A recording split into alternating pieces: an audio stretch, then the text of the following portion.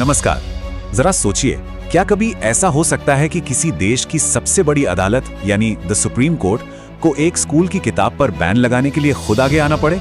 सुनने में ही बड़ा अजीब लगता है ना, लेकिन ये सच में हुआ था और आज हम इसी कहानी की तह तक जाएंगे। और ये शब्द सीधे भारत के चीफ जस्टिस के हैं।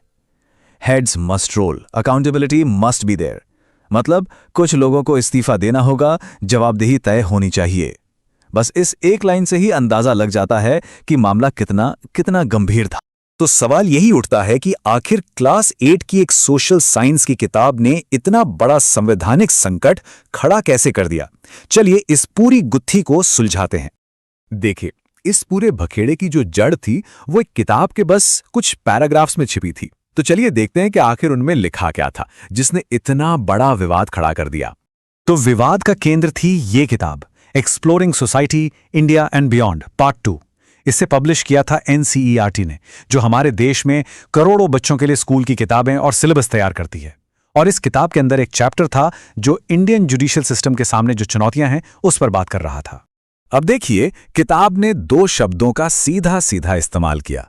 इसने जुडिशरी के लिए करप्शन यानी भ्रष्टाचार और मैसिव बैकलॉग यानी मुकदमों के भारी भरकम ढेर को सबसे बड़ी चुनौतियों में गिनाया। और यही सीधी सपाट और थोड़ी आलोचनात्मक भाषा पूरे विवाद की वजह बन गई। इस किताब के छपने के बाद जो हुआ वो वाकई किसी तूफान से कम नहीं था। मतलब घटनाएं बिजली की रफ्तार से आगे बढ़ीं। जरा इस टाइमलाइन पर गौर कीजिए, चीजें कितनी तेजी से बदलीं। सोमवार को किताब बाजार में आई, मंगलवार को एक बड़े अखबार ने इस पर रिपोर्ट किया और NCERT ने फौरन बिक्री रोक दी। बुधवार को NCERT ने कहा भाई ये तो अनजाने में हुई गलती थी और खेद जताया। और गुरुवार तक तो भारत का सुप्रीम कोर्ट खुद इस मामले में उतर आया, मतलब सुओ मोटो, बिना किसी की याचिका के खुद ब खुद, और किताब पर लगा दिया बैन। सोचिए, सब कुछ सिर्फ 4 दिनों के अंदर। और फिर एक ऐसा कदम उठाया गया जिसकी शायद ही किसी ने उम्मीद की होगी। देश की सबसे बड़ी अदालत खुद सुप्रीम कोर्ट ने इस मामले में दखल दिया। अदालत का पहला आदेश कंप्लीट ब्लैंकेट बैन यानी पूर्ण प्रतिबंध। इसका मतलब था कि किताब को अब किसी भी रूप में न तो छापा जा सकता था, न बेचा जा सकता था और न ही इंटरनेट पर फैलाया जा सकता था। वाकई एक बहुत ही कठोर कदम। लेकिन बात यही नहीं रुकी। कोर्ट ने एक के बाद एक कई निर्देश जारी किए। पहला, किताब के प्रकाशन पर पूरी तरह से रोक। दूसरा, NCERT और शिक्षा मंत्रालय के अधिकारियों को अवमानना का नोटिस। तीसरा, देश भर के स्कूलों से सारी किताबें जब्त करने का आदेश। और चौथा, सभी राज्यों से 2 हफ्तों के अंदर रिपोर्ट की मांग। मतलब एक चौतरफा और बेहद निर्णायक कार्रवाई थी ये। लेकिन यहां सवाल ये उठता है कि आखिर अदालत ने इतना सख्त और इतना निर्णायक कदम क्यों उठाया? उनके फैसले के पीछे की वजह, वो तर्क क्या था? चलिए उसे समझने की कोशिश करते हैं।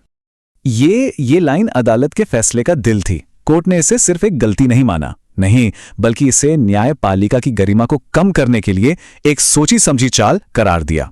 इससे यह साफ हो गया था कि अदालत इसे अपने ऊपर एक जानबूझकर किया गया हमला मान रही थी।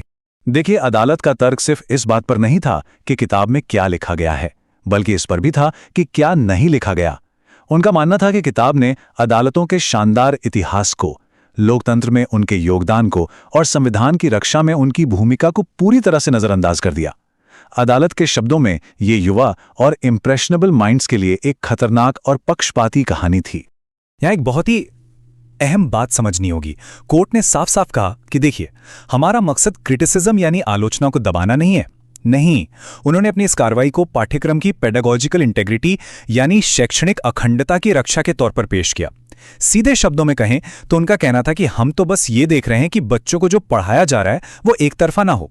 हम आलोचना को नहीं, बल्कि एक बायस नैरेटिव को रोक रहे हैं। तो आखिर में ये पूरा मामला सिर्फ एक किताब पर बैन लगने से कहीं ज्यादा बड़ा है। ये एक बहुत ही बुनियादी सवाल खड़ा करता है, एक बड़े ही नाजुक संतुलन का सवाल। चलिए इसके व्यापक प्रभावों पर थोड़ा सोचते हैं। और ये हमें उसी बुनियादी सवाल पर लाके छोड़ देता है जो हर लोकतंत्र के लिए बहुत अहम है, कि हम आलोचनात्मक शिक्षा यानी क्रिटिकल एजुकेशन और हमारी संस्थाओं के सम्मान के बीच वो सही संतुलन कैसे बना सकते हैं। आखिर वो लकीर कहाँ खींची जानी चाहिए, इस पर सोचना वाकई जरूरी है। इस विश्लेषण से जुड़ने के लिए धन्यवाद।